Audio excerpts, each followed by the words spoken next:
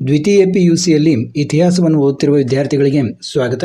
ಈಗ ನಿಮ್ಮ ಮಾದರಿ ಪ್ರಶ್ನೆ ಪತ್ರಿಕೆ 1 ನೋಡಿ, ಈ ಸಾಲಿನ 2025-26 ಮಾದರಿ ಪ್ರಶ್ನೆ ಪತ್ರಿಕೆ 1ರ ಉತ್ತರಗಳನ್ನು ನಾವು ನೋಡೋಣ.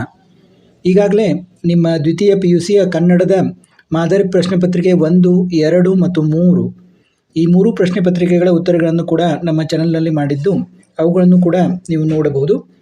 ಈಗ ಕೊಟ್ಟಿರುವ ಆಯ್ಕೆಗಳಲ್ಲಿ ಸೂಕ್ತವಾದ ಉತ್ತರವನ್ನು ಆರಿಸಿ ಬರೆಯಿರಿ ಎಂದಿದ್ದಾರೆ. ಭಾಗ ಎದಲ್ಲಿ ನೋಡಿ, ಪ್ರತಿಪಾದನೆ: ಸಿಂಧೂ ನಾಗರಿಕತೆಯು ಪ್ರಪಂಚದ ಪ್ರಾಚೀನ ನಾಗರಿಕತೆಗಳಲ್ಲಿ ಒಂದಾಗಿದೆ.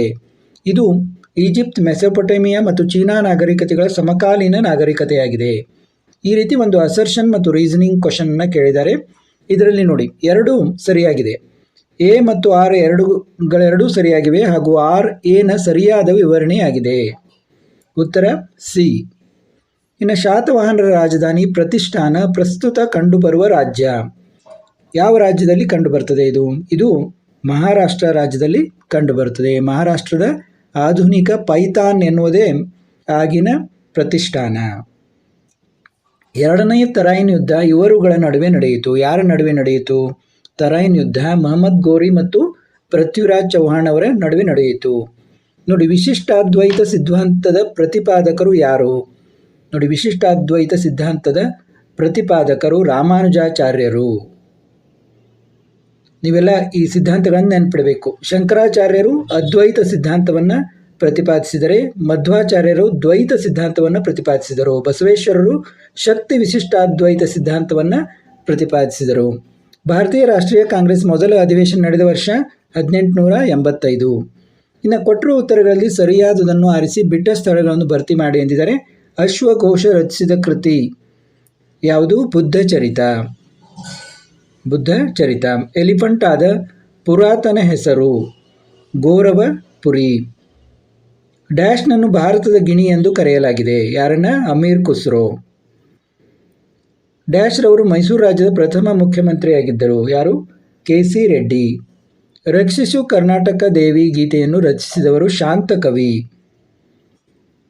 ಈಗ ಕೆಳಗಿನವುಗಳನ್ನು ಹೊಂದಿಸಿ ಬರೆಯಿರಿ ಎಂದಿದ್ದಾರೆ. ವೇಮಾ ಕ್ಯಾಡ್ಫೈಸಸ್. ನೋಡಿ, ವೇಮಾ ಕ್ಯಾಡ್ಫೈಸಿಸ್ ಬೌದ್ಧ ವಿದ್ವಾಂಸ. ರಾಜ ತೋದರ್ಮಲ್ ಕಂದಾಯ ಮಂತ್ರಿ. ನೋಡಿ, ಅನೇಕ ಸುಧಾರಣೆಗಳು ಇವರ ಕಾಲದಲ್ಲಿ ಆದವು. 2ನೇ ಇಬ್ರಾಹಿಂ ಆದಿಲ್ ಶಾನ್ನ ಜಗದ್ಗುರು ಬಾದ್ಶಾ ಅಂತ ಕರಿತಾ ಇದ್ರು. ಗುರು ನಾನಕ್ ಸಿಖ್ ಧರ್ಮದ ಸ್ಥಾಪಕ. ಆಲೂರು ವೆಂಕಟರಾವ್ ಕರ್ನಾಟಕ ಗತವೈಭವ. ಇನ್ನು ಕೆಳಗಿನ ಪ್ರಶ್ನೆಗಳಿಗೆ ಪ್ರತಿಯೊಂದಕ್ಕೂ ಒಂದು ಪದ ಅಥವಾ ಒಂದು ವಾಕ್ಯದಲ್ಲಿ ಉತ್ತರಿಸಿ ಅಂತ ಕೇಳಿದ್ದಾರೆ. ನೋಡಿ, ಸಿಂಧೂ ನಾಗರಿಕತೆಯ ಹಡಗುಕಟ್ಟೆ ಎಲ್ಲಿ ಪತ್ತೆಯಾಗಿದೆ? ನೋಡಿ, ಹಡಗುಕಟ್ಟೆ ಎಲ್ಲಿ ಪತ್ತೆಯಾಗಿದೆ ಅಂತ ಕೇಳಿದ್ದಾರೆ.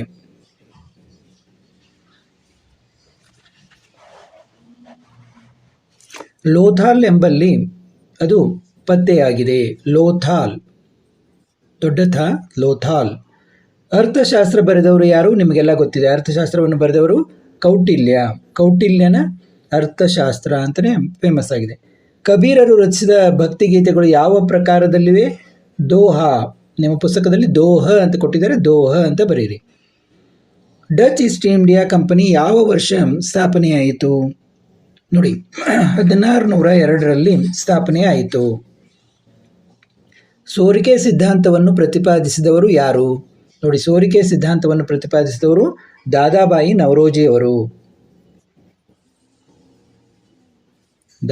ನವರೋಜಿಯವರು. ಇನ್ನು ಕೆಳಗಿನ ಯಾವುದಾದರೂ 8 ಪ್ರಶ್ನೆಗಳಿಗೆ ಪ್ರತಿಯೊಂದಕ್ಕೂ 2 ಪದ ಅಥವಾ 2 ವಾಕ್ಯಗಳಲ್ಲಿ ಉತ್ತರಿಸಿ ಅಂತ ಕೇಳಿದ್ದಾರೆ. ಭಾರತದ 2 ಇತರೆ ಹೆಸರುಗಳನ್ನು ತಿಳಿಸಿ. ನೋಡಿ, ಭಾರತಕ್ಕೆ ಅನೇಕ ಹೆಸರುಗಳಿವೆ. ಭರತವರ್ಷ, ಭಾರತ, ಜಂಬೂದ್ವೀಪ, ಹಿಂದೂಸ್ತಾನ, ಹೀಗೆ ಯಾವುದಾದ್ರೂ 2 ಹೆಸರುಗಳನ್ನು ಹೇಳಬೇಕು ನೀವು. ಭರತವರ್ಷ, ಜಂಬೂದ್ವೀಪ, ಹಿಂದೂಸ್ತಾನ, ಭರತಖಂಡ ಅಂತ ಕೂಡ ಕರಿತೀವಿ. ಭಾರತದಲ್ಲಿ ಉದಯಿಸಿರುವ ಯಾವುದಾದರೂ 2 ಪ್ರಮುಖ ಧರ್ಮಗಳನ್ನು ಹೆಸರಿಸಿ. ಬೌದ್ಧ ಧರ್ಮ, ಜೈನ ಧರ್ಮ. ಪ್ಯಾಲಿಯೋಲಿಥಿಕ್ ಪದದ ಅರ್ಥವೇನು? ನೋಡಿ, ಪ್ಯಾಲಿಯೋ ಅಂತಂದರೆ ಹಳೆಯ. ಪ್ಯಾಲಿಯೋ ಅಂದರೆ ಹಳೆಯ. ಲಿಥಿಕ್ ಅಂತಂದರೆ ಶಿಲೆ, ಹಳೆಯ ಶಿಲೆ. ಆದ ಕಾರಣ ಹಳೆಯ ಶಿಲಾಯುಗ. ಅದಕ್ಕೆ ಏನಂತೀವಿ? ಪ್ಯಾಲಿಯೋಲಿಥಿಕ್ ಅಂತೀವಿ, ಪ್ಯಾಲಿಯೋಲಿಥಿಕ್ ಏಜ್. ಸಿಂಧೂ ನಾಗರಿಕತೆಯ ಶವ ಸಂಸ್ಕಾರ ಪದ್ಧತಿಗಳನ್ನು ತಿಳಿಸಿ. ಯಾವ್ಯಾವ ಪದ್ಧತಿ ಇದ್ವು? ದಹನ, ದಹನ ಪದ್ಧತಿ ಇಲ್ಲವೇ ಹೂಳುವ ಪದ್ಧತಿ. ಈಗೂ ಕೂಡ ಅದೇ ಪದ್ಧತಿಗಳಿವೆ. ಗೊಮ್ಮಟೇಶ್ವರ ವಿಗ್ರಹವನ್ನು ಪ್ರತಿಷ್ಠಾಪಿಸಿದವರು ಯಾರು ಮತ್ತು ಎಲ್ಲಿ? ನೋಡಿ, ಚಾವುಂಡರಾಯನು ಶ್ರವಣ ಬೆಳಗೊಳದಲ್ಲಿ ಗೊಮ್ಮಟೇಶ್ವರ ವಿಗ್ರಹವನ್ನು ಪ್ರತಿಷ್ಠಾಪಿಸಿದ. ವಿಷ್ಣುವರ್ಧನ ಯಾವುದಾದರೂ 2 ಬಿರುದುಗಳನ್ನು ತಿಳಿಸಿ. ಯಾವುದು 2 ಬಿರುದುಗಳು? ತಲಕಾಡುಗೊಂಡ. ತಲಕಾಡು ಪ್ರದೇಶವನ್ನು ಆತ ಗೆದ್ದ, ಆದ ಕಾರಣ ತಲಕಾಡುಗೊಂಡ. ಇಲ್ಲಿ ಶ್ರೀ ಅಂತ ಕೂಡ ಹಚ್ಬೋದು ನೀವು, ಶ್ರೀ ತಲಕಾಡುಗೊಂಡ. ಆಮೇಲೆ ಕಂಚಿಗೊಂಡ ಮತ್ತು ಮಹಾಮಂಡಲೇಶ್ವರ. ಇನ್ನು ಇಂಡೋ ಇಸ್ಲಾಮಿಕ್ ಶೈಲಿಯ ಯಾವುದಾದರೂ 2 ಲಕ್ಷಣಗಳನ್ನು ತಿಳಿಸಿ ಎಂದಿದ್ದಾರೆ. ನೋಡಿ, ಮಿನಾರ್ಗಳು, ಕಮಾನುಗಳು, ಗುಮ್ಮಟಗಳು, ಹಜಾರಗಳು, ಬೃಹತ್ ಹೆಬ್ಬಾಗಿಲುಗಳು ಇವೆಲ್ಲ ಇಂಡೋ ಇಸ್ಲಾಮಿಕ್ ಶೈಲಿಯ ಲಕ್ಷಣಗಳು. ಇನ್ನು ತಾಜ್ ಮಹಲ್ ಕಟ್ಟಿಸಿದವರು ಯಾರು ಮತ್ತು ಅದು ಎಲ್ಲಿದೆ? ಎಲ್ರಿಗೂ ಗೊತ್ತಿದೆ, ಶಹಜಹಾನ್ ಆಗ್ರಾದಲ್ಲಿ ಇದೆ. ಶಂಕರಾಚಾರ್ಯರನ್ನ ಷಣ್ಮತ ಸ್ಥಾಪನಾಚಾರ್ಯ ಎಂದು ಕರೆಯಲು ಕಾರಣವೇನು? ನೋಡಿ, ಶಂಕರಾಚಾರ್ಯರು ಶಿವ, ವಿಷ್ಣು, ಸೂರ್ಯ, ಗಣೇಶ, ಕುಮಾರ, ಶಕ್ತಿ ದೇವತೆಗಳ ಪೂಜೆಗೆ ಪ್ರಾಮುಖ್ಯತೆ ನೀಡುವುದರ ಮೂಲಕ ವಿವಿಧ ಪಂಥಗಳನ್ನು ಒಂದುಗೂಡಿಸುವ ಪ್ರಯತ್ನ ಮಾಡಿದರು. ಆದ್ದರಿಂದ ಇವರನ್ನು ಷಣ್ಮತ ಸ್ಥಾಪನಾಚಾರ್ಯ ಎಂದು ಕರೆಯುತ್ತಾರೆ. ನೋಡಿ, ಇನ್ನೊಮ್ಮೆ ಹೇಳ್ತೀನಿ. ಶಿವ, ವಿಷ್ಣು, ಸೂರ್ಯ, ಗಣೇಶ, ಕುಮಾರ ಮತ್ತು ಶಕ್ತಿ ದೇವತೆಗಳ ಪೂಜೆಗೆ ಪ್ರಾಮುಖ್ಯತೆ ನೀಡುವುದರ ಮೂಲಕ ವಿವಿಧ ಪಂಥಗಳನ್ನು ಒಂದುಗೂಡಿಸುವ ಪ್ರಯತ್ನವನ್ನು ಶಂಕರಾಚಾರ್ಯರು ಮಾಡಿದರು. ಆದ್ದರಿಂದ ಇವರನ್ನು ಷಣ್ಮತ ಸ್ಥಾಪನಾಚಾರ್ಯ ಎಂದು ಕರೆಯುತ್ತಾರೆ. ಇನ್ನು ಅನುಭವ ಮಂಟಪವನ್ನು ಸ್ಥಾಪಿಸಿದರು ಯಾರು ಮತ್ತು ಎಲ್ಲಿ? ನೋಡಿ, ತುಂಬ ಸುಲಭವಾಗಿದೆ. ಬಸವಣ್ಣನವರು ಕಲ್ಯಾಣದಲ್ಲಿ ಸ್ಥಾಪಿಸಿದರು. ಬಸವೇಶ್ವರರು ಕಲ್ಯಾಣದಲ್ಲಿ ಸ್ಥಾಪಿಸಿದರು. ಕಪ್ಪು ಕೋಣೆ ದುರಂತ ಎಂದರೇನು? ನೋಡಿ, ಕಪ್ಪು ಕೋಣೆ ದುರಂತ ಅಂದರೆ ಇದು ಕಲ್ಕತ್ತಾದ ಆಕ್ರಮಣ. ಯಾವಾಗ ಬ್ರಿಟಿಷರು ಕಲ್ಕತ್ತಾವನ್ನು ಆಕ್ರಮಿಸಿರ್ತಾರಲ್ಲ, ಆವಾಗ ಸಿರಾಜುದ್ದೌಲ 146 ಜನ ಬ್ರಿಟಿಷ್ ಕೈದಿಗಳನ್ನಾಗಿ ಮಾಡಿ ಒಂದು ಚಿಕ್ಕ ಕೋಣೆಯಲ್ಲಿ ಬಂಧಿಸ್ತಾನೆ. ಆವಾಗ 123 ಜನರು ಮರಣವಾಗ್ತದೆ.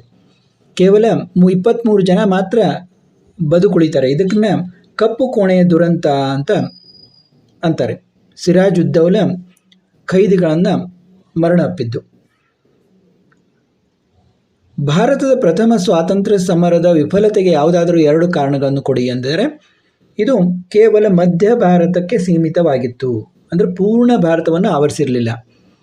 ಆಮೇಲೆ ಸರಿಯಾದ ನಾಯಕತ್ವ ಇರಲಿಲ್ಲ, ಶಸ್ತ್ರಾಸ್ತ್ರಗಳ ಸಂಗ್ರಹಣೆ ಸರಿಯಾಗಿರಲಿಲ್ಲ, ಸಮಾನ ಯೋಜನೆ ಇರಲಿಲ್ಲ. ನೋಡಿ, ಮಧ್ಯ ಭಾರತಕ್ಕೆ ಮಾತ್ರ ಸೀಮಿತ, ಸರಿಯಾದ ನಾಯಕತ್ವ, ಶಸ್ತ್ರಾಸ್ತ್ರಗಳ ಸಂಗ್ರಹಣೆ ಸರಿಯಾಗಿರಲಿಲ್ಲ, ಸಮಾನ ಯೋಜನೆ ಇರಲಿಲ್ಲ. ಯಾವುದಾದ್ರೂ 2 ಕಾರಣಗಳು ಬರಿಬೋದು. ಇನ್ನು ರೈತವಾರಿ ಪದ್ಧತಿ ಅಂದರೆ ಏನು? ರೈತರಿಗೆ 50% ಕಂದಾಯವನ್ನು ನಿಯಮಿತವಾಗಿ ಕೊಡಬೇಕು, ಅಂದರೆ ಮಾತ್ರ ಅವರಿಗೆ ಭೂ ಒಡೆತನವನ್ನು ಕೊಡ್ತೀವಿ ಅಂತ ಒಂದು ಮಾಡಿದಂಥ ಪದ್ಧತಿಗೆ ರೈತವಾರಿ ಪದ್ಧತಿ ಅಂತಾರೆ. ಇದರಿಂದ ರೈತರು ಸಂಪೂರ್ಣ ಸರ್ಕಾರದ ಅಧೀನರಾದರು ಬ್ರಿಟಿಷ್ ಸರ್ಕಾರದಲ್ಲಿ. ಅದರಿಂದ ಬಹಳಷ್ಟು ರೈತರು ತಮ್ಮ ಭೂ ಒಡೆತನವನ್ನು ಕಳೆದುಕೊಂಡರು. ಕೆಳಗಿನ ಯಾವುದಾದ್ರೂ 2 ಪ್ರಶ್ನೆಗಳಿಗೆ 15ರಿಂದ 20 ವಾಕ್ಯಗಳಲ್ಲಿ ಉತ್ತರಿಸಿ ಅಂತ ಹೇಳಿದರೆ, ಒಂದೊಂದಕ್ಕೆ 5 ಅಂಕ ಇದೆ. ನೀವು ಈಗಾಗಲೇ ಬ್ಲೂ ಪ್ರಿಂಟನ್ನು ಕೂಡ ನಾನು ಎಕ್ಸ್ಪ್ಲೇನ್ ಮಾಡಿದ್ದೀನಿ. ಅದರ ಪ್ರಕಾರ ಓದಿಕೊಂಡು ಆರಾಮಾಗಿ ನೀವು 2 ಪ್ರಶ್ನೆಗಳನ್ನು ಬರೀಬೋದು. ಈ ಪ್ರಶ್ನೆಗಳಿಗೂ ಉತ್ತರಗಳು ಬೇಕಂದರೆ ಮುಂದಿನ ವಿಡಿಯೋದಲ್ಲಿ ಮಾಡೋಣ, ಯಾಕಂದರೆ ವಿಡಿಯೋ ತುಂಬ ದೊಡ್ಡದಾಗ್ತದೆ. ಭಾಗ ಡಿಯಲ್ಲಿ ನೋಡಿ, ಕೆಳಗಿನ ಯಾವುದಾದ್ರೂ 2 ಪ್ರಶ್ನೆಗಳಿಗೆ 30ರಿಂದ 40 ವಾಕ್ಯಗಳಲ್ಲಿ ಉತ್ತರಿಸಿ ಅಂತ. ಬುದ್ಧನ ಜೀವನ ಮತ್ತು ಬೋಧನೆ. ಗುಪ್ತರ ಕಾಲವನ್ನು ಭಾರತ ಇತಿಹಾಸದಲ್ಲಿ ಸುವರ್ಣಯುಗ ಅಂತ ಏಕೆ ಕರೀತಾರೆ? ವಿಜಯನಗರ ಕಾಲದ ಧರ್ಮ, ಸಾಹಿತ್ಯ ಮತ್ತು ಕಲೆ, ವಾಸ್ತುಶಿಲ್ಪ ಮತ್ತು ಸರ್ ಎಂ ವಿಶ್ವೇಶ್ವರಯ್ಯ ಆಧುನಿಕ ಮೈಸೂರಿನ ನಿರ್ಮಾತೃ ವಿಶ್ಲೇಷಿಸಿ ಅಂತ ಕೇಳಿದ್ದಾರೆ. ಇನ್ನು ಈ ಕೆಳಗಿನ ಘಟನೆಗಳನ್ನು ಕಾಲಾನುಕ್ರಮದಲ್ಲಿ ಬರೆಯಿರಿ ಎಂದಿದ್ದಾರೆ. ನೋಡಿ, ಕಾಲಾನುಕ್ರಮದಲ್ಲಿ ಈಗ ಬರೆಯೋಣ. ಮೊದಲ ಪಾಣಿಪತ್ ಕದನ ಯಾವಾಗಾಯಿತು? 1526ರಲ್ಲಿ ಆಯಿತು. ಭಾರತಕ್ಕೆ ಆರ್ಯರ ಆಗಮನ ಯಾವಾಗಾಯಿತು? ನೋಡಿ, ಭಾರತಕ್ಕೆ ಆರ್ಯರ ಆಗಮನ ಸಾಲಿಯಾನ್ ಶಕ ಪೂರ್ವ 2000ರಲ್ಲಿ. ನೋಡಿ, ಇದು ಪೂರ್ವದಲ್ಲಿ ಆದದ್ದು. ಸಾಲಿಯಾನ್ ಶಕ ಪೂರ್ವ 2000ರಲ್ಲಿ ಭಾರತಕ್ಕೆ ಆರ್ಯರ ಆಗಮನ ಆಯಿತು. ಮೈಸೂರು ರಾಜ್ಯಕ್ಕೆ ಕರ್ನಾಟಕ ಅಂತ ನಾಮಕರಣ ಆಗಿದ್ದು ನಿಮಗೆಲ್ಲ ಗೊತ್ತಿದೆ. 1973 ನವೆಂಬರ್ 1ರಂದು. ಬ್ರಹ್ಮ ಸಮಾಜ 1828ರಲ್ಲಿ ಸ್ಥಾಪನೆ ಆಯಿತು. ಅಂದಮೇಲೆ ಭಾರತಕ್ಕೆ ಆರ್ಯರ ಆಗಮನ ಬಿ ಅನ್ನೋದು ಮೊದಲು ಬರುತ್ತೆ. ಆಮೇಲೆ ಭಾರತಕ್ಕೆ ಆರ್ಯರ ಆಗಮನ ಮೊದಲು, ನಂತರ ಮೊದಲ ಪಾಣಿಪಟ್ ಕದನ 1500 26 ಎ. ನಂತರ ಬ್ರಹ್ಮ ಸಮಾಜ ಸ್ಥಾಪನೆ ಡಿ. ನಂತರ ಸಿ ಬರುತ್ತೆ BATC. ಈ ರೀತಿ ಹೊಂದಿಸಬೇಕು BADC. ಸೂಚನೆಗಳನ್ವಯ ಕೆಳಗಿನ ಪ್ರಶ್ನೆಗಳನ್ನು ಉತ್ತರಿಸಿ. ನಿಮಗೆ ಒದಗಿಸಿರುವಂತಹ ಭಾರತ ಭೂಪಟದಲ್ಲಿ ಕೆಳಗಿನ ಐತಿಹಾಸಿಕ ಸ್ಥಳಗಳನ್ನು ಗುರುತಿಸಿ ಪ್ರತಿಯೊಂದು ಸ್ಥಳದ ಬಗ್ಗೆ ವಿವರಣೆ ಬರೆಯಿರಿ. ನೋಡಿ, ಇದಂತೆ ನಿಮ್ಮ ಪುಸ್ತಕದಲ್ಲಿವೆ. ಪಾಟ್ಲಿಪುತ್ರ, ಬಾದಾಮಿ, ಆಗ್ರಾ, ಬಾಂಬೆ, ಜಾಲಿಯನ್ ವಾಲಾಬಾಗ್ ಇವುಗಳ ಬಗ್ಗೆ ನೀವು ಸುಲಭವಾಗಿ ಬರೆಯಬಹುದು. ನಿಮ್ಮ ದ್ವಿತೀಯ PUC ಮಾದರಿ ಪ್ರಶ್ನೆ ಪತ್ರಿಕೆ, ಇತಿಹಾಸದ ಮಾದರಿ ಪ್ರಶ್ನೆ ಪತ್ರಿಕೆ 2 ನೋಡೋಣ. ನೋಡಿ, ಮೊದಲಿಗೆ ಕೊಟ್ಟಿರುವ ಆಯ್ಕೆಗಳಲ್ಲಿ ಸೂಕ್ತವಾದ ಉತ್ತರವನ್ನು ಆರಿಸಿ ಬರೆಯಿರಿ. ಮೊಹೆಂಜೋದಾರೋ ಪದದ ಅರ್ಥ. ನೋಡಿ, ಮೊಹೆಂಜೋದಾರೋ ಪದದ ಅರ್ಥ ಏನು? ಮಡಿದವರ ದಿಬ್ಬ. ಮಡಿದವರ ದಿಬ್ಬ. Answer D. ರಾಷ್ಟ್ರಕೂಟರ ಸಾಮ್ರಾಜ್ಯವು ಜಗತ್ತಿನ 4 ಶ್ರೇಷ್ಠ ಸಾಮ್ರಾಜ್ಯಗಳಲ್ಲಿ ಒಂದಾಗಿದೆ ಎಂದು ಹೇಳಿದ ಅರಬ್ ಪ್ರವಾಸಿಗ ಯಾರು? ಸುಲೈಮಾನ್ ಆ ರೀತಿ ಹೇಳಿದ್ದಾನೆ. ಇನ್ನು ಬಂದೋಬಸ್ತ್ ಪದ್ಧತಿಯನ್ನು ಜಾರಿಗೊಳಿಸಿದವರು ರಾಜ ತೋದರ್ಮಲ್. ನೋಡಿ, ಕಂದಾಯ ಮಂತ್ರಿಯಾಗಿದ್ದ ಆತ ಅನೇಕ ಸುಧಾರಣೆಗಳನ್ನು ಜಾರಿಗೆ ತಂದ. ಇನ್ನು ಸರಿಯಾದ ಜೋಡಿಯನ್ನು ಗುರುತಿಸಿ. ಇಲ್ಲಿ ನೋಡಿ, ಶಂಕರಾಚಾರ್ಯ ಶಾರದಾ ಮಠ ಕರೆಕ್ಟ್ ಇದೆ, ಮಧ್ವಾಚಾರ್ಯ ಸೋದೆ ಮಠ ಅದು ಕರೆಕ್ಟ್ ಇದೆ, ರಾಮಾನುಜಾಚಾರ್ಯ ಶ್ರೀರಂಗಂ ಮಠ ಅದು ಕರೆಕ್ಟ್ ಇದೆ, ಬಸವೇಶ್ವರ ಆದ್ಮಾರ್ ಮಠ ಅದೊಂದು ಸರಿಯಾಗಿಲ್ಲ. ಆದ ಕಾರಣ ಯಾವುದು ಸರಿ? ಉತ್ತರ ಸಿ. 1, 2, 3 ಸರಿ ಅಂತ ಇದೆಯಲ್ಲ, ಆಪ್ಷನ್ ಸಿ ಕರೆಕ್ಟ್ ಆದ ಉತ್ತರ. ಸಮುದ್ರ ಮಾರ್ಗದ ಮೂಲಕ ಭಾರತಕ್ಕೆ ಆಗಮಿಸಿದ ಮೊದಲ ಯುರೋಪಿಯನ್ನರು ಯಾರು? ಪೋರ್ಚುಗೀಸರು. ಆನ್ಸರ್ ಬಿ, ಪೋರ್ಚುಗೀಸರು.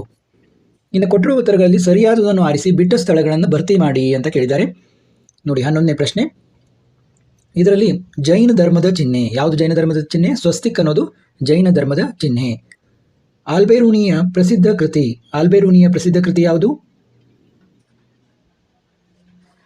ಕಿತಾಬ್ ಉಲ್ ಹಿಂದ್ ಅನ್ನೋದು ಆಲ್ಬೇರೂನಿಯ ಪ್ರಸಿದ್ಧ ಕೃತಿ. ಅನುಭವ ಮಂಟಪದ ಅಧ್ಯಕ್ಷತೆ ವಹಿಸುತ್ತಿದ್ದವರು? ನೋಡಿ, ತುಂಬಾ ಸುಲಭವಾದ ಪ್ರಶ್ನೆ, ಅಲ್ಲಮ ಪ್ರಭು. ಭಾರತದಲ್ಲಿ ಬ್ರಿಟಿಷರ ಮೊದಲ ರಾಜಧಾನಿ ಯಾವುದು? ಕಲ್ಕತ್ತಾ. 9ನೇದು ಕಲ್ಕತ್ತಾ. ರಾಜಾರಾಮ್ ಮೋಹನ್ ರಾಯರವರು ಆರಂಭಿಸಿದ ಬಂಗಾಳಿ ಪತ್ರಿಕೆ ಸಂವದ್ ಕೌಮುದಿ. ಇನ್ನು ಕೆಳಗಿನವುಗಳನ್ನು ಹೊಂದಿಸಿ ಬರೆಯಿರಿ ಎಂದಿದ್ದಾರೆ. ಕಾಕುತ್ಸವರ್ಮ. ನೋಡಿ, ಕಾಕುತ್ಸವರ್ಮ ಹಲ್ಮಿಡಿ ಶಾಸನ. ಕೌಟಿಲ್ಯ ಅರ್ಥಶಾಸ್ತ್ರ. ಚಿಕ್ಕ ದೇವರಾಜ ಒಡೆಯರ್ ನವಕೋಟಿ ನಾರಾಯಣ. ಲೆವಿಸ್ ಬೆಂಥಾಮ್ ಬೌರಿಂಗ್ ಅವರು ಮೈಸೂರಿನ ಕಮಿಷನರ್ ಆಗಿದ್ದರು. ಇನ್ನು ಸಿದ್ದಪ್ಪ ಕಂಬಳಿ ಅವರು ಕರ್ನಾಟಕ ಏಕೀಕರಣ ಸಮಿತಿಯ ಅಧ್ಯಕ್ಷರು. ಇನ್ನು ಕೆಳಗಿನ ಪ್ರಶ್ನೆಗಳಿಗೆ ಪ್ರತಿಯೊಂದಕ್ಕೂ ಒಂದು ಪದ ಅಥವಾ ಒಂದು ವಾಕ್ಯದಲ್ಲಿ ಉತ್ತರಿಸಿ ಅಂತ ಹೇಳಿದ್ದಾರೆ. ಸಿಂಧೂ ನಾಗರಿಕತೆಯ ವಿಶಿಷ್ಟ ಲಕ್ಷಣ ಯಾವುದು? ನಗರ ಯೋಜನೆ, ಟೌನ್ ಪ್ಲಾನಿಂಗ್ ಅಂತ ಅಂತೀವಲ್ಲ ಅದು, ನಗರ ಯೋಜನೆ. ಕುಡುವಲೈ ಅಂದ್ರೇನು? ನೋಡಿ, ಕುಡುವಲೈ ಅಂದರೆ ಚೋಳರ ಒಂದು ಗ್ರಾಮಾಡಳಿತವನ್ನು ನಡೆಸಲಿಕ್ಕೆ ಸದಸ್ಯರನ್ನ ಒಂದು ಪದ್ಧತಿಯ ಮೂಲಕ ಆಯ್ಕೆ ಮಾಡಲಾಗ್ತಿತ್ತು. ಆ ಪದ್ಧತಿಗೆ ಕುಡುವಲೈ ಅಂದರೆ ಅದೃಷ್ಟ ಪದ್ಧತಿ. ಅಂದರೆ ಚೀಟಿ ಹಾಕಿ ಯಾರ ಹೆಸರು ಬರ್ತಿತ್ತಲ್ಲ ಅವರು ಸದಸ್ಯರಾಗ್ತಾ ಇದ್ರು. ಅದಕ್ಕೆ ಕುಡುವಲೈ ಅಂತ ಕರೀತಾರೆ.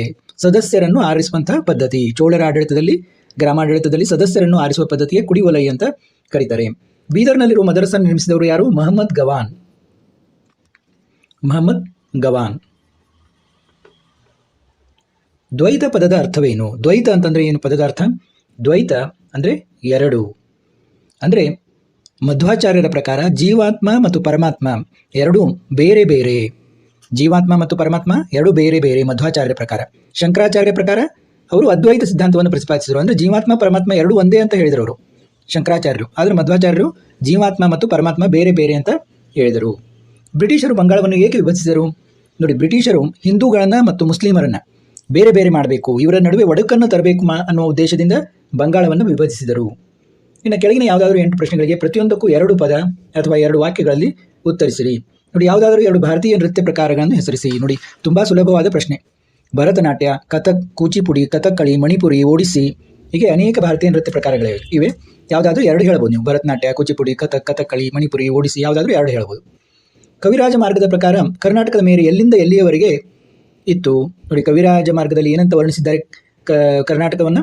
ಕಾವೇರಿಯಿಂದ ಗೋದಾವರಿಯವರೆಗೆ ಹಬ್ಬಿದ ನಾಡು ಅಂತ. ಕಾವೇರಿ ನದಿಯಿಂದ ಗೋದಾವರಿ ನದಿಯವರೆಗೆ ಇತ್ತು ಅಂತ. ಮೇಸೋಲಿಥಿಕ್ ಪದದ ಅರ್ಥ ಏನು?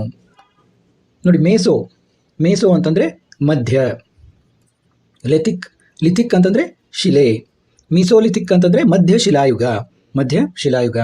ಸಿಂಧು ನಾಗರಿಕತೆಯ ಅಂತ್ಯಕ್ಕೆ 2 ಕಾರಣಗಳನ್ನು ತಿಳಿಸಿ ಅಂದಿದ್ದಾರೆ. ನೋಡಿ, ನದಿಗಳು ತಮ್ಮ ಪಥಗಳನ್ನು ಬದಲಾಯಿಸಿದ್ದರಿಂದ ಭೂಮಿ ಬರಡಾಗಿರಬಹುದು, ಅಥವಾ ಸತತ ಪ್ರವಾಹ, ಮಣ್ಣಿನ ಸವೆತ, ಸಾಂಕ್ರಾಮಿಕ ರೋಗ, ಮತ್ತು ಇಲ್ಲಿ ಸಿಂಧು ನಾಗರಿಕತೆಯ ಒಂದು ಶ್ರೀಮಂತಿಕೆಯನ್ನು ನೋಡಿ ದಾಳಿಕೋರರು ದಾಳಿ ಮಾಡಿದ್ದರಿಂದ ಕೂಡ ಅಲ್ಲಿಯ ಜನರು ಅವರ ಖಡ್ಗಕ್ಕೆ ಬಲಿಯಾಗಿ ಕೂಡ ಸಿಂಧೂ ನಾಗರಿಕತೆಯ ಅಂತ್ಯ ಆಗಿರಬಹುದು ಅಂತೂ ಕೂಡ ಊಹಿಸಿದ್ದಾರೆ. ಇನ್ನು ಮಹಾಪರಿತ್ಯಾಗ ಅಂದ್ರೇನು ನೋಡಿ. ಸಿದ್ಧಾರ್ಥನು ಪ್ರಾಪಂಚಿಕ ಜೀವನವನ್ನು ತ್ಯಜಿಸಿ ದುಃಖಕ್ಕೆ ಮೂಲ ಕಾರಣ ಏನು ಅಂತ ತಿಳಿಯಲಿಕ್ಕೆ ಹೆಂಡತಿ, ತಂದೆ, ತಾಯಿ, ರಾಜ್ಯ ಎಲ್ಲವನ್ನೂ ತ್ಯಾಗ ಮಾಡಿ ಹೊರಡ್ತಾನೆ. ಈ ಘಟನೆಯನ್ನು ನಾವು ಮಹಾಪರಿತ್ಯಾಗ ಅಂತ ಕರಿತೀವಿ. ಗುಪ್ತರ ಇತಿಹಾಸ ತಿಳಿಯಲು ಸಹಾಯಕವಾಗಿರುವ ಯಾವುದಾದರೂ 2 ಪ್ರಮುಖ ಮೂಲಾಧಾರಗಳನ್ನು ಹೆಸರಿಸಿ. ನೋಡಿ, ಗುಪ್ತರ ಇತಿಹಾಸ ತಿಳಿಯಲಿಕ್ಕೆ ನಮಗೆ ಅತ್ಯಂತ ಸಹಾಯಕವಾಗಿರುವ ಒಂದು ಮೂಲಾಧಾರಗಳೆಂದರೆ ಸಮುದ್ರಗುಪ್ತನ ಅಲಹಾಬಾದ್ ಸ್ತಂಭಶಾಸನ. ನೋಡಿ, ಅಲಹಾಬಾದ್ ಸ್ತಂಭಶಾಸನ ಮತ್ತು ಕಾಳಿದಾಸನ ಕೃತಿಗಳು ಮತ್ತು ವಿಶಾಖದತ್ತನ ಮುದ್ರಾ ರಾಕ್ಷಸ. ಎರಡನೇ ತರೈನ್ ಯುದ್ಧ ಯಾರ ನಡುವೆ ನಡೆಯಿತು ನೋಡಿ. ಎರಡನೇ ತರೈನ್ ಯುದ್ಧ ಮಹಮ್ಮದ್ ಘೋರಿ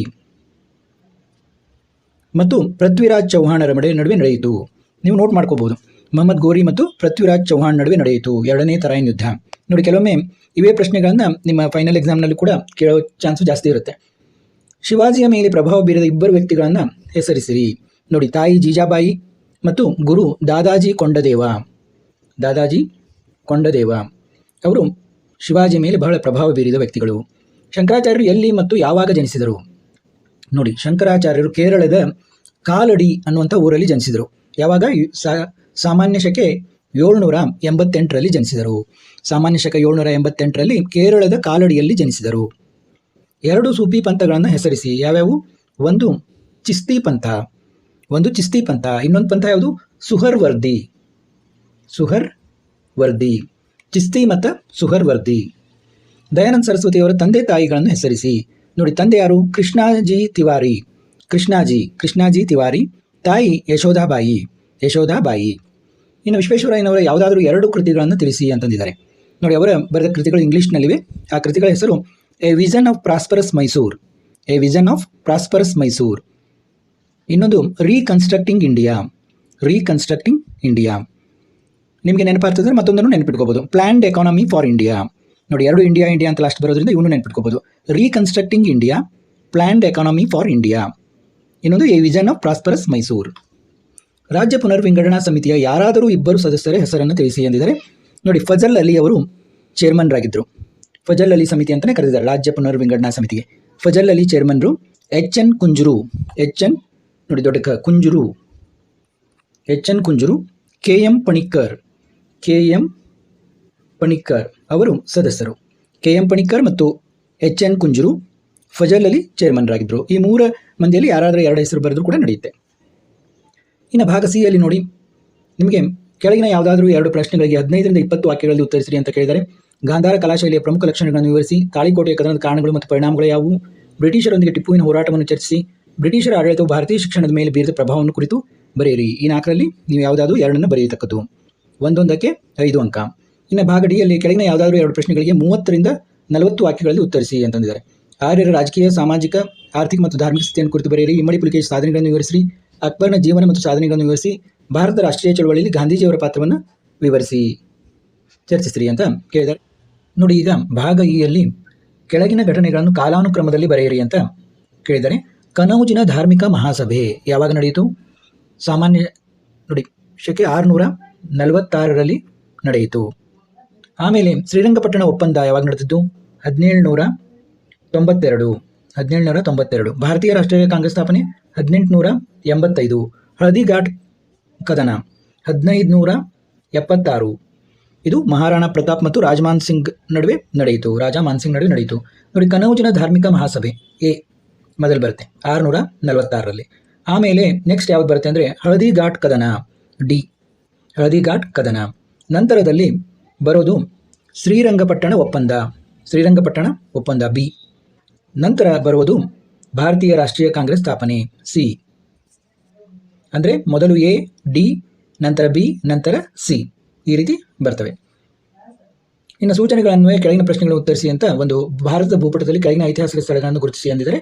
ನಿಮ್ಮ ಕೊನೆಯ ಚಾಪ್ಟರ್ನಲ್ಲಿ ಎಲ್ಲ ಒಂದು ಐತಿಹಾಸಿಕ ಸ್ಥಳಗಳನ್ನು ಯಾವ್ಯಾವ ಇಂಪಾರ್ಟೆಂಟ್ ಎಲ್ಲ ಕೊಟ್ಟಿರ್ತಾರೆ. ಅದನ್ನು ನೋಡಿಕೊಂಡು ನೀವು ಪದೇ ಅವೇ ಸ್ಥಳಗಳನ್ನು ಕೇಳ್ತಾ ಇರ್ತಾರೆ, ಅವನ್ನ ನೀವು ಪ್ರಾಕ್ಟೀಸ್ ಮಾಡಬೇಕು. ಈಗ ನಿಮ್ಮ ಇತಿಹಾಸದ ಮಾದರಿ ಪ್ರಶ್ನೆ ಪತ್ರಿಕೆ 3 ಇದರ ಉತ್ತರಗಳನ್ನು ನೋಡೋಣ.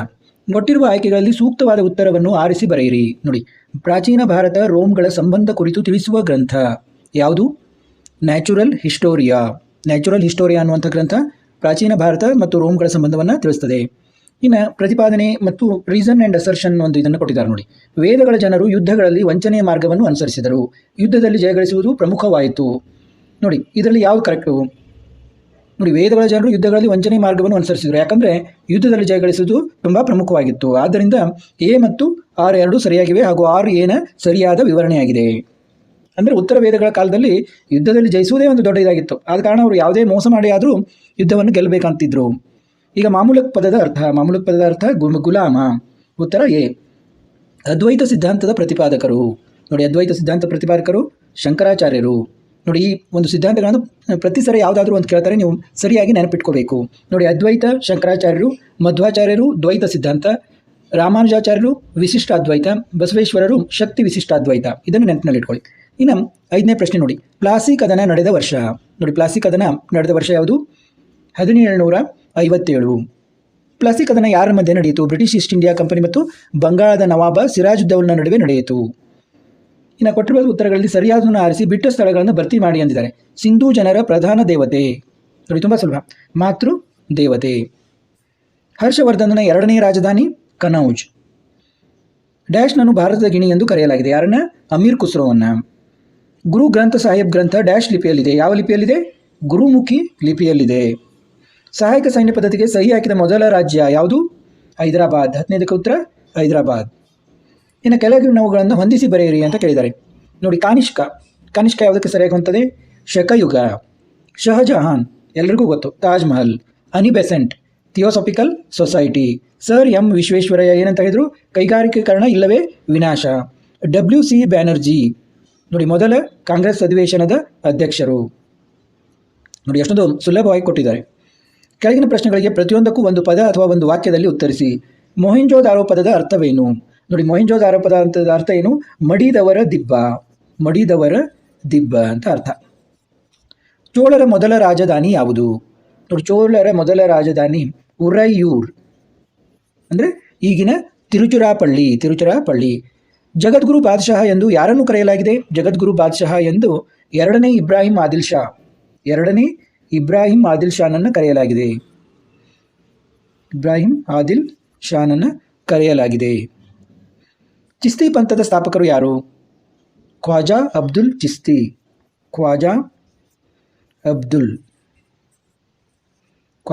ಚಿಸ್ತಿ ಅವರು ಚಿಸ್ತಿ ಪಂಥದ ಸ್ಥಾಪಕರು. INA ಅಂದ್ರೇನು? Indian national army. ಕೆಳಗಿನ ಯಾವುದಾದರೂ 8 ಪ್ರಶ್ನೆಗಳಿಗೆ ಪ್ರತಿಯೊಂದಕ್ಕೂ 2 ಪದ ಅಥವಾ 2 ವಾಕ್ಯಗಳಲ್ಲಿ ಉತ್ತರಿಸಿ ಎಂದಿದ್ದಾರೆ. ಒಂದೊಂದಕ್ಕೆ 2 ಅಂಕ. ನೋಡಿ, ವಿಶ್ವ ಪರಂಪರೆ ಪಟ್ಟಿಯಲ್ಲಿರುವ ಭಾರತದ ಯಾವುದಾದರೂ 2 ಐತಿಹಾಸಿಕ ತಾಣಗಳನ್ನು ತಿಳಿಸಿ ಎಂದಿದ್ದಾರೆ. ನೋಡಿ, ಭಾರತದಲ್ಲಿ ಅನೇಕ ಐತಿಹಾಸಿಕ ತಾಣಗಳು ವಿಶ್ವ ಪರಂಪರೆ ಪಟ್ಟಿಯಲ್ಲಿ ಇವೆ. ಅಜೋಂತಾ ಗುಹೆಗಳು, ಎಲ್ಲೋರಾ ಗುಹೆಗಳು, ಹಂಪಿ ಅಂದರೆ ವಿಜಯನಗರ ಸಾಮ್ರಾಜ್ಯದ ಕುರುಹುಗಳು, ತಾಜ್ ಮಹಲ್, ಆಗ್ರಾ ಕೋಟೆ, ಕೆಂಪು ಕೋಟೆ, ಹೀಗೆ ಸಾಕಷ್ಟು ವಿಶ್ವ ಪರಂಪರೆ ಪಟ್ಟಿಯಲ್ಲಿ ಇದೆ. ಇನ್ನು ಭಾರತಕ್ಕೆ ಭೇಟಿ ನೀಡಿದ 2 ಚೀನಾ ಯಾತ್ರಿಕರನ್ನು ಹೆಸರಿಸಿ ಅಂತಂದಿದ್ದಾರೆ. Hiuen song.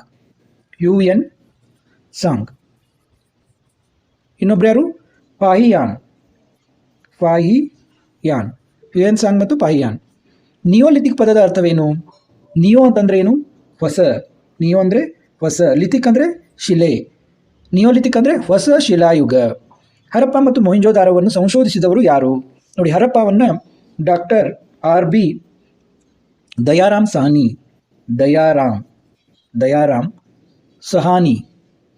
ಸಹಾನಿ ಅವರು ಹರಪ್ಪವನ್ನು ಸಂಶೋಧಿಸಿದರೆ RD ಬ್ಯಾನರ್ಜಿ ಅವರು. ನೋಡಿ, ಡಾಕ್ಟರ್ RD ಬ್ಯಾನರ್ಜಿ, ನನಗೆ ಸುಲಭ ಆಗಲಿ ಅಂತ ಇಂಗ್ಲೀಷ್ನಲ್ಲಿ ಬರಿತಾ ಇದ್ದೀನಿ. ಡಾಕ್ಟರ್ RD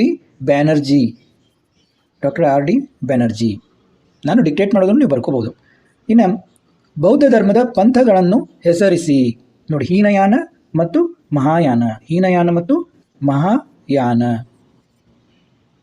ಮೊಘಲರ ವಾಸ್ತುಶಿಲ್ಪದ 2 ಲಕ್ಷಣಗಳನ್ನು ನೋಡಿ. ಕಾಳಿದಾಸನ 2 ಮಹಾಕಾವ್ಯಗಳನ್ನು ಹೆಸರಿಸಿ. 22ನೇದು. ಕಾಳಿದಾಸನ 2 ಮಹಾಕಾವ್ಯಗಳು ರಘುವಂಶಂ ಮತ್ತು ಕುಮಾರ ಸಂಭವಂ. ಮತ್ತು ಈಗ ನೆಕ್ಸ್ಟ್ ನೋಡಿ, ಮೊಘಲರ ವಾಸ್ತುಶಿಲ್ಪದ 2 ಲಕ್ಷಣಗಳನ್ನು ಹೆಸರಿಸಿ ಎಂದಿದ್ದಾರೆ. ಮೊಘಲನ ವಾಸ್ತುಶಿಲ್ಪದಲ್ಲಿ ಏನೇನಿದ್ದು? ಗುಮ್ಮಟಗಳು, ಎತ್ತರವಾದ ಸ್ತಂಭಗಳು, ಕಮಾನುಗಳು, ಮಿನಾರ್ಗಳು. ಯಾವುದಾದ್ರೂ ಎರಡು ಬರೀಬೋದು. ಮೇನ್ ಅಂದರೆ ಅವರ ವಾಸ್ತುಶಿಲ್ಪದಲ್ಲಿ ಗುಮ್ಮಟಗಳು, ಎತ್ತರವಾದ ಸ್ತಂಭಗಳು ಮತ್ತು ಕಮಾನುಗಳು, ಮಿನಾರ್ಗಳು. ಶಿವಾಜಿಯು ಸಂಗ್ರಹಿಸುತ್ತಿದ್ದ ಎರಡು ಪ್ರಮುಖ ತೆರಿಗೆಗಳು ಯಾವುವು? ಒಂದು ಚೌತ್, ಮತ್ತೊಂದು ಸರ್ದೇಶ್ ಮುಖಿ.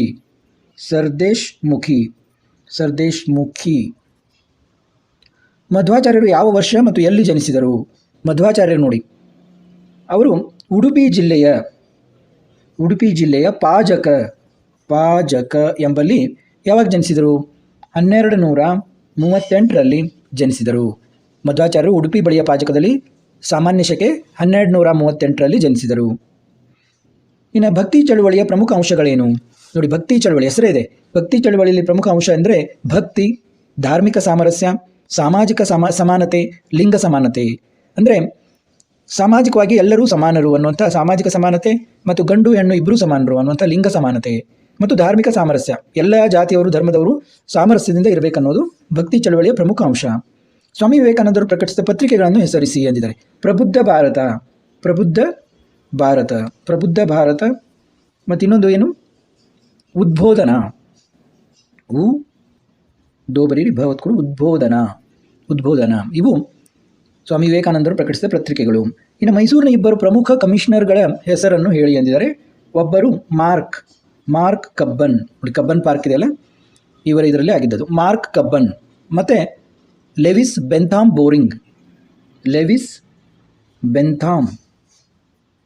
ನೋಡಿ, ಇಲ್ಲಿ ಬರೀಲಿಕ್ಕೆ ಆಗ್ತಾ ಇಲ್ಲ. ಬೆಂಥಾಮ್ ಬೌರಿಂಗ್ ಆಸ್ಪತ್ರೆ ಅಂತ ಕೇಳಬೇಕು ನೀವು. ಬೌರಿಂಗ್. ತೀವ್ರಗಾಮಿ ನಾಯಕರಲ್ಲಿ ಯಾರಾದರೂ ಇಬ್ಬರನ್ನು ಹೆಸರಿಸಿ. ನೋಡಿ, ತುಂಬ ಸುಲಭವಾಗಿ ನೀವು ನೆನಪಿನಲ್ಲಿಡ್ಬೋದು. ಲಾಲಾ ಲಜಪತ್ ರಾಯ್, ಬಾಲ ಗಂಗಾಧರ್ ತಿಲಕ್ ಮತ್ತು ಬಿಪಿನ್ ಚಂದ್ರ ಪಾಲ್. ಲಾಲ್ ಬಾಲ್ ಪಾಲ್ ಅಂತ ನೆನಪಿನಲ್ಲಿ ಇಡ್ಬೋದು. ಇನ್ನು ಕೆಳಗಿನ ಯಾವುದಾದರೂ ಎರಡು ಪ್ರಶ್ನೆಗಳಿಗೆ 15ರಿಂದ 20 ವಾಕ್ಯಗಳಲ್ಲಿ ಉತ್ತರಿಸಿ ಎಂದಿದ್ದಾರೆ. ನಾನು ನಿಮ್ಮ ಬ್ಲೂ ಪ್ರಿಂಟ್ಗಳನ್ನು ಕೂಡ ಎಕ್ಸ್ಪ್ಲೇನ್ ಮಾಡಿದ್ದೀನಿ. ಅದರಲ್ಲಿ ನೋಡಿ, ಈಗ 4 ಕೇಳ್ತಾರೆ, 2 ಬರೀಬೇಕು. ಒಂದೊಂದಕ್ಕೆ 5 ಅಂಕ. ನೋಡಿ, ಹೊಯ್ಸಳ ವಾಸ್ತುಶೈಲಿಯ ಪ್ರಮುಖ ಲಕ್ಷಣಗಳನ್ನು ವಿವರಿಸಿರಿ. ಅಲ್ಲಾವುದ್ದೀನ್ ಖಿಲ್ಜಿಯ ಸುಧಾರಣೆಗಳನ್ನು ಸಂಕ್ಷಿಪ್ತವಾಗಿ ವಿಶ್ಲೇಷಿಸಿ. ಸೋರಿಕೆ ಸಿದ್ಧಾಂತವನ್ನು ಕುರಿತು ಬರೆಯಿರಿ. ನೋಡಿ, ದಾದಾಬಾಯಿ ನವರೋಜಿ ಅವರದು ಕರ್ನಾಟಕ ಏಕೀಕರಣ ಚಳವಳಿಯನ್ನು ಸಂಕ್ಷಿಪ್ತವಾಗಿ ವಿವರಿಸಿ ಎಂದಿದ್ದಾರೆ. ಇನ್ನು ಭಾಗ ಡಿಯಲ್ಲಿ ಕೆಳಗಿನ ಯಾವುದಾದರೂ 2 ಪ್ರಶ್ನೆಗಳಿಗೆ 30ರಿಂದ 40 ವಾಕ್ಯಗಳಲ್ಲಿ ಉತ್ತರಿಸಿ ಎಂದಿದ್ದಾರೆ. ಅಶೋಕನ ಜೀವನ ಹಾಗೂ ಸಾಧನೆಗಳನ್ನು ವಿವರಿಸಿ. ರಾಷ್ಟ್ರೀಕೂಟರ ಸಾಂಸ್ಕೃತಿಕ ಕೊಡುಗೆಗಳನ್ನು ವಿವರಿಸಿ. ಮೊಹಮ್ಮದ್ ಬಿನ್ ತುಘಲಕನ ಆಡಳಿತ ಪ್ರಯೋಗಗಳನ್ನು ವಿಮರ್ಶಾತ್ಮಕವಾಗಿ ವಿಶ್ಲೇಷಿಸಿ. ಭಾರತದ ಮೊದಲ ಸ್ವಾತಂತ್ರ್ಯ ಸಂಗ್ರಾಮಕ್ಕೆ ಕಾರಣಗಳು ಮತ್ತು ಪರಿಣಾಮಗಳನ್ನು ವಿವರಿಸಿ ಅಂತ ಕೇಳಿದ್ದಾರೆ. ಇಲ್ಲಿ ಕೂಡ ನೀವು 2 ಪ್ರಶ್ನೆಗಳಿಗೆ ಬರಬೇಕು. 30ರಿಂದ 40 ವಾಕ್ಯಗಳಲ್ಲಿ ಬರಬೇಕು, ಯಾಕಂದರೆ ಒಂದೊಂದಕ್ಕೆ 10 ಅಂಕಗಳು ಇರ್ತವೆ. ನೋಡಿ, ಇನ್ನು ಕೆಳಗಿನ ಘಟನೆಗಳನ್ನು ಕಾಲಾನುಕ್ರಮದಲ್ಲಿ ಬರೆಯಿರಿ. ನೋಡಿ, ಭಾರತೀಯ ರಾಷ್ಟ್ರೀಯ ಕಾಂಗ್ರೆಸ್ ಸ್ಥಾಪನೆಯಾಗಿ 1885ರಲ್ಲಿ. ದಿನ್ ಇ ಇಲಾಹಿ ಸ್ಥಾಪನೆ ಯಾವಾಗಾಯಿತು? 1582ರಲ್ಲಿ ಅಕ್ಬರ್ನ ಸ್ಥಾಪಿಸ್ತಾನೆ, 1582. ಮತ್ತು ನರ್ಮದಾ ನದಿ ಕಾಳಗ 618-19. ಶ್ರೀರಂಗಪಟ್ಟಣ ಒಪ್ಪಂದ 1792. ಅಂದಮೇಲೆ ಇಲ್ಲಿ ಘಟನೆಗಳನ್ನು ಕಾಲಾನುಕ್ರಮದಲ್ಲಿ ಬರೆಯಿರಿ ಅಂತಂದರೆ, ಮೊದಲಿಗೆ ನರ್ಮದಾ ನದಿಯ ಕಾಳಗ ಸಿ, ನಂತರದಲ್ಲಿ ಸಿ ಆದಮೇಲೆ ಬರುತ್ತೆ ದೀನ್ ಇ ಇಲಾಹಿ ಸ್ಥಾಪನೆ ಬಿ, ನಂತರದಲ್ಲಿ ಶ್ರೀರಂಗಪಟ್ಟಣ ಒಪ್ಪಂದ, ಕೊನೆಗೆ ಭಾರತೀಯ ರಾಷ್ಟ್ರೀಯ ಕಾಂಗ್ರೆಸ್ ಸ್ಥಾಪನೆ ಎ. ನೋಡಿ, CBDA ಈ ಒಂದು ಕಾಲಾನುಕ್ರಮದಲ್ಲಿ ನೀವು ಬರೀಬೇಕು, CBDA. ಇನ್ನು ಸೂಚನೆಗಳನ್ವಯ ಕೆಳಗಿನ ಪ್ರಶ್ನೆಗಳನ್ನು ಉತ್ತರಿಸಿ ಅಂದಿದ್ದಾರೆ. ನಿಮಗೆ ಒದಗಿಸಿರುವ ಭಾರತ ಭೂಪಟದಲ್ಲಿ ಕೆಳಗಿನ ಐತಿಹಾಸಿಕ ಸ್ಥಳಗಳನ್ನು ಗುರುತಿಸಿ ಪ್ರತಿಯೊಂದು ಸ್ಥಳದ ಬಗ್ಗೆ ವಿವರಣೆ ಬರೆಯಿರಿ ಎಂದಿದ್ದಾರೆ. ಒಂದೊಂದಕ್ಕೆ 2 ಅಂಕ ಇರ್ತದೆ. ನೀವು ಕೆಲವೊಂದು ಮುಖ್ಯ ಇದನ್ನು ಕೊಟ್ಟಿದ್ದಾರೆ, ಈಗಾಗಲೇ ಬುಕ್ನಲ್ಲೂ ಕೊಟ್ಟಿದ್ದಾರೆ. ನಾನು ಕೂಡ ಒಂದು ವಿಡಿಯೋದಲ್ಲಿ ಹೇಳ್ತೀನಿ ಯಾವುದ್ಯಾವುದು ನೀವು ಭಾರತ ಭೂಪಟದಲ್ಲಿ ಯಾವ್ಯಾವ ಸ್ಥಳಗಳನ್ನು ಕೇಳ್ತಾರೆ ಅನ್ನೋದನ್ನು, ಅದನ್ನು ನೀವು ಪ್ರಾಕ್ಟೀಸ್ ಮಾಡಿದರೆ ಆರಾಮಾಗಿ ನೀವು ಬರಿಬಹುದು. ಇಲ್ಲಿಗೆ ನಿಮ್ಮ ಹಿಸ್ಟ್ರಿ ಇದರ ಒಂದು ಮಾದರಿ ಪ್ರಶ್ನೆ ಪತ್ರಿಕೆ 1, 2, 3 ಈ 3 ಮಾದರಿ ಪತ್ರಿಕೆಗಳನ್ನು ಮುಗಿಸಿದ ಹಾಗಾಯಿತು. ಮತ್ತು ನಿಮಗೆ ಯಾವ ವಿಷಯದ ಒಂದು ಮಾಹಿತಿ ಲಭ್ಯವಾಗ್ತಾ ಇಲ್ಲ ಅನ್ನೋದನ್ನು ಕಾಮೆಂಟ್ನಲ್ಲಿ ತಿಳಿಸಿದರೆ ಅದನ್ನು ಕೂಡ ಮಾಡಲಿಕ್ಕೆ ಆಗ್ತದೆ. ಮತ್ತೆ ಭೇಟಿಯಾಗೋಣ.